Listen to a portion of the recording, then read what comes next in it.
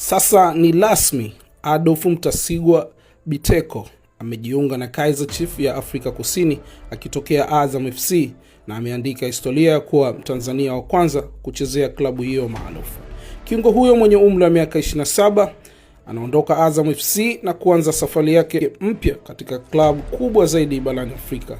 Kabla ya kurejea Tanzania mwaka 2024, Mtasingwa alicheza kwa misimu 6 katika ligi ya Iceland, Norway na Finland, huko pia akiwa kama makamo nahodha wa timu ya taifa ya Tanzania, Taifa Stars.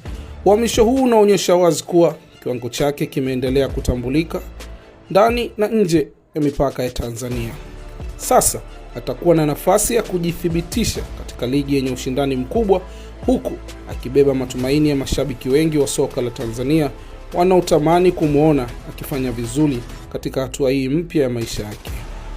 Kaizer Chiefs wanaamini uzoefu, nidhamu na uwezo wake wa kukaba vitasaidia kuimarisha kikosi chao kuelekea msimu mpya wa 2026-2027. Uhamisho huo pia unamaliza tetesi zilizokuwa zikimhusisha kujiunga na Dar es Salaam Africans, mabingwa mara 5 wa ligi kuu ya Tanzania. Je, unadhani Adolf Mtasingwa atafanikiwa kung'aa akiwa ndani ya jezi ya Kaizer Chiefs? Ni nini maoni yako? Hii ni LK Plus, mpaka wakati mwingine. Asante.